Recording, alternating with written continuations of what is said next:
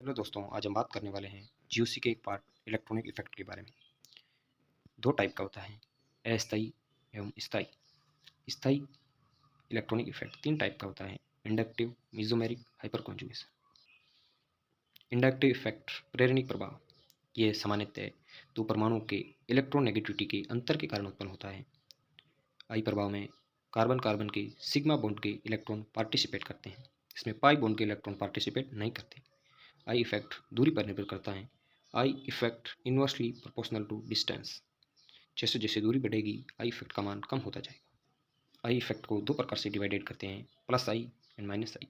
Plus आई electron donor species होती हैं, जबकि माइनस आई इलेक्ट्रॉन ड्रॉविंग स्पीसीज होती है।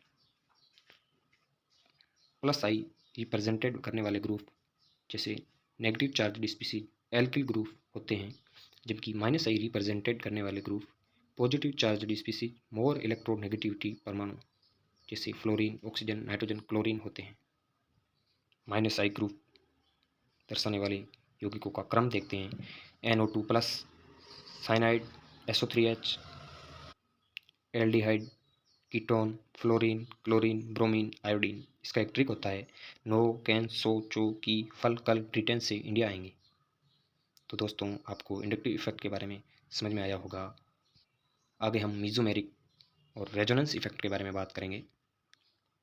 रेजोनेंस इफेक्ट का सामान्य अर्थ होता है संयुग्मी तंत्र में पाई इलेक्ट्रॉन का विस्थानीकरण।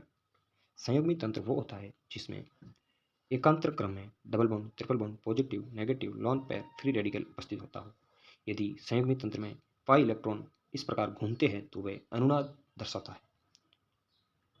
यदि कार्बन कार्बन सिंगल बॉन्डेड होता है तो उसमें डिस्टेंस 1.54 एंगस्ट्रम होती है। यदि कार्बन कार्बन डबल बॉन्डेड होता है तो डिस्टेंस 1.34 एंगस्ट्रम होती है।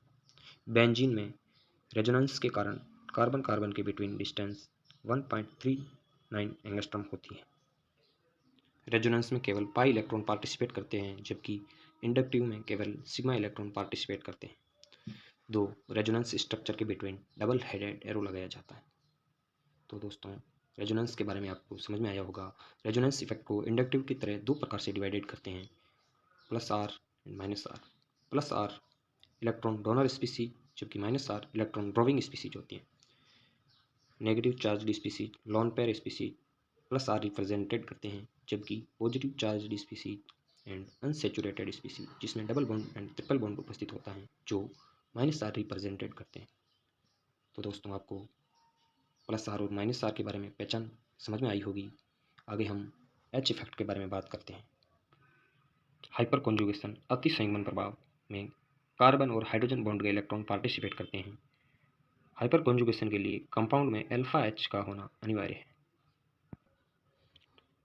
एच इफेक्ट के बारे में जानने के लिए हमें अल्फा हाइड्रोजन का पता लगाना सीखना होगा, जिसे हम एक फॉर्मेट में देखते हैं। यदि कोई carbon double bond, triple bond, positive और फ्री रेडिकल, ध्यान रहे इसमें negative charge and lone pair नहीं होना चाहिए। यदि कोई carbon double bond, triple bond, positive, free radical से जुड़ा है, उसके पास वाले कार्बन पर जितने H प्लस उपस्थित हैं उसे अल्फा हाइड्रोजन कहते हैं। जिस कंपाउंड में जितने ज़्यादा अल्फा हाइड्रोजन उपस्थित होंगे उसमें उतना ही अधिक अति संयुग्मन होगा।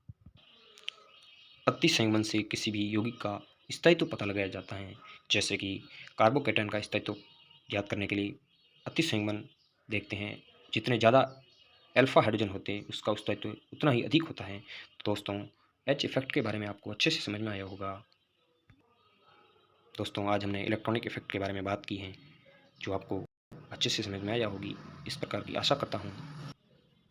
इस तरह के नए वीडियो देखने के लिए इस चैनल को लाइक करें, शेयर करें, सब्सक्राइब करें। Thank you for watching.